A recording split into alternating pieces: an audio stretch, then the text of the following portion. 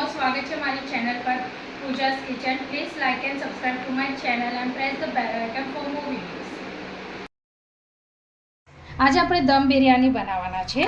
તો એની માટે તમને ફ્લાવર જોશે, ગાજર, 2 બટેકા લીધા છે, ફણસી અને કેપ્સિકમ, અને સાથે લાંબા સમારેલા કાંદા જેને આપણે બ્રાઉન કરવાના છે, જેનાથી સ્વાદ બહુ સરસ આવે.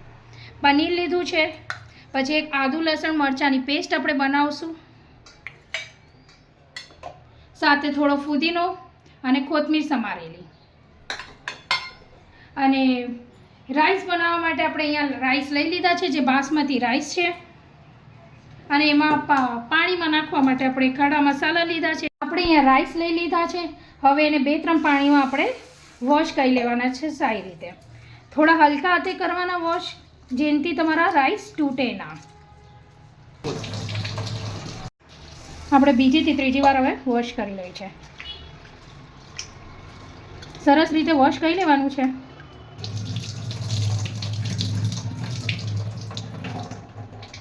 હવે આપણે આને 15 થી 20 મિનિટ સુધી રાઈસને પલળવા દેવાના છે. ત્યાં સુધી આપણે ગરમ પાણી મૂકી દઈએ છે. આપણું થોડું ગરમ થઈ ગયું છે, તો હવે એમાં આપણે ખડા મસાલા બધા નાખી દઈશું.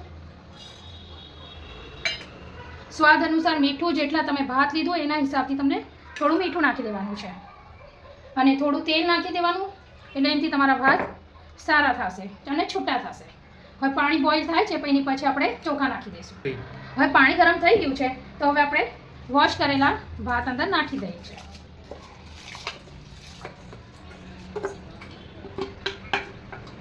હવે આપણે આને મિક્સ કરી લઈશું સરસ રીતે, જેનાથી તમારો ભાત તૂટશે નહીં અને આખો દાણો રહેશે તમારો. આને આપણે 70 to 80% જેટલું જ કૂક કરવાનું છે, બહુ વધારે કૂક નથી કરવાનું. હવે આપણા રાઈસ આમાં 70 to 80% કૂક થઈ ગયા છે. હવે આપણે આને પાણીમાંથી કાઢી લેવાના છે.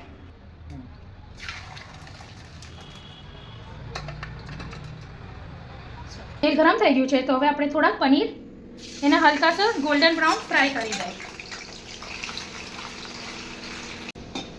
બસ આવું થોડુંક ગોલ્ડન બ્રાઉન થઈ જાય તો હવે આપણે કાઢી લેવાનું. બહુ વધારે ગોલ્ડન નહીં થવા દેવાનું, એનાથી તમારા પછી પનીર થોડુંક હાર્ડ થઈ જશે. આમાં શું તમારું પનીર થોડું સોફ્ટ રહેશે.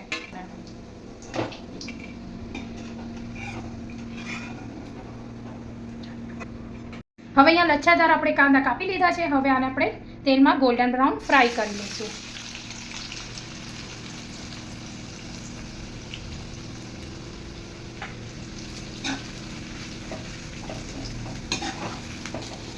એકદમ બી ફાસ્ટ ગેસે નથી કરવાનું, જેથી તમારા કાંદા થોડા લાલ પડી જાય. એકદમ મતલબ બ્રાઉન, બહુ વધારે બ્રાઉન બી નથી કરવાના, થોડા હલકા ગોલ્ડન બ્રાઉન, અને થોડું ક્રિસ્પીનેસ બી એનાથી આવી જશે તમારી.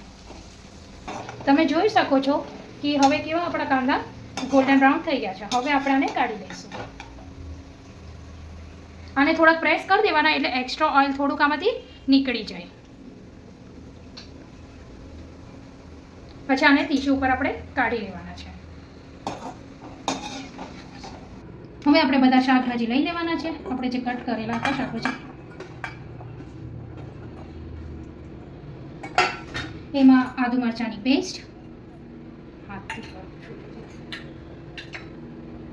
દહીં નાખી દેવાનું છે આપણે.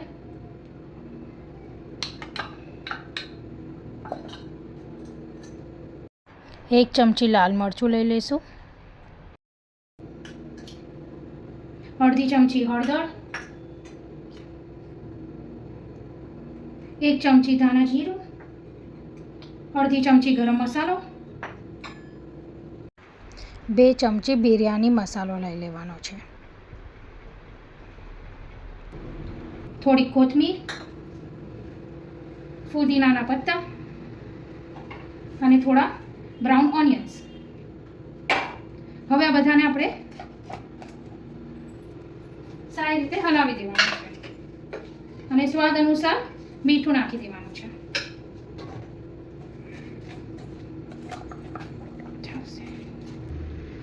અને સાથે થોડા વટાણા આપણે નાખી દેવાના છે. બધી વસ્તુ સરસ રીતે મિક્સ કર્યા પછી આપણે હવે એને તેલ ગરમ કરવા મૂકી દીધું છે. જેમાં આપણે ઓનિયન ફ્રાય કર્યા હતા એ જ તેલમાં આપણા બધી શાકભાજી કૂક કરી દેવાની છે. શાક નાખી દીધું છે. હવે આમાં થોડુંક પાણી નાખી દઈએ જેનાથી આપણો મસાલા બળે ના અને કૂક બી સરસ રીતે થઈ જશે.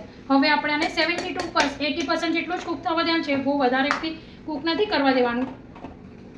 હવે આપણે આને ઢાંકીને થોડીક વાર મૂકી દઈએ છીએ.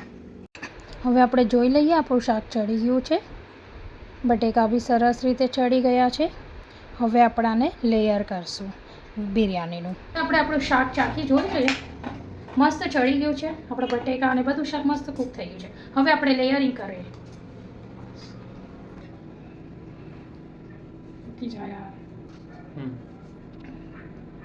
હવે આપણે શાક મૂકી દીધું છે પહેલા. હવે આપણે એના પર રાઈસનું એક લેયર બનાવી નાખીએ સરસ.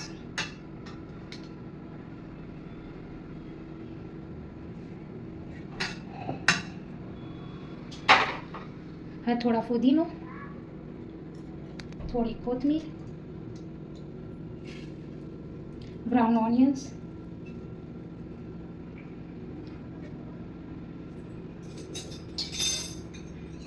કેસરવાળું દૂધ,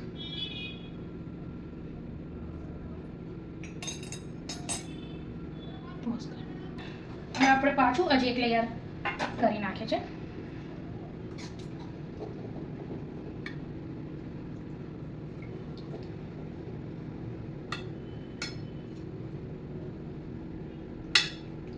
આપણે એક લેયર કરી નાખીએ છીએ. હવે પાછું એકવાર લાસ્ટ રાઈસનું લેયરિંગ આવશે.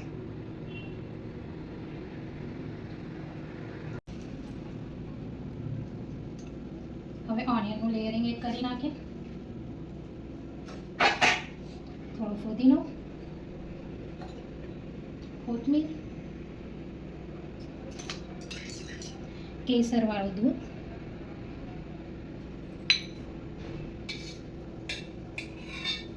અને ઉપરથી થોડું ઘી, જેનાથી ટેસ્ટ એકદમ મસ્ત આવશે અને એનો સ્વાદ એકદમ ચેન્જ થઈ જશે.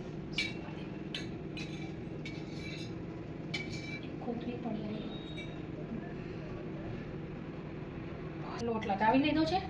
હવે એના પર આપણે ઢાંકી દઈશું જેનાથી આપણે મસ્ત ટાઈટ થઈ જશે આપણું અને સરસ રીતે દમ આવી જશે. અને નીચે એક આપણે તાવી મૂકી દેવાની છે. તવી યા ફિર લોઢી આપણે બોલે છે ને એ મૂકીને આના પર 10 મિનિટ જેટલું આપણે એને દમ દેવાનું છે ધીમા ગેસ પર. એટલે સરસ રીતે તમારું પછી દમ બિરયાની રેડી થઈ જશે. હવે આપણે અહીંયા રાયતું બનાવી લઈએ છીએ. એની માટે આપણે દહીં ફેટી લીધું છે. ફેટેલા દહીંમાં સમારેલી કાકડી, કાંદા અને થોડી કોથમીર. કાકડી તમને સમારેલી ના લેવી હોય તો તમે ખમણી બી શકો છો. જેવી તમે ખાતા હોય એવી રીતના તમે કાકડી કાંદા નાખી શકો છો. પછી આને સરસ રીતે મિક્સ કરીને સ્વાદ અનુસાર મીઠું નાખી દેવાનું છે અને થોડો મરીનો ભૂકો, જેનાથી તમારો ટેસ્ટ એકદમ મસ્ત આવશે. બસ હવે આને સરસ રીતે મિક્સ કરીને થોડીક વાર આપણે ફ્રીજમાં મૂકી દઈએ. આપણું રાયતું રેડી છે. કે આપણી દમ બિરયાની કેવી થઈ છે.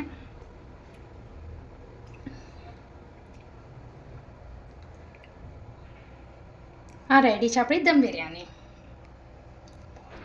સ્પેશિયલ વેજ દમ બિરયાની રેડી છે.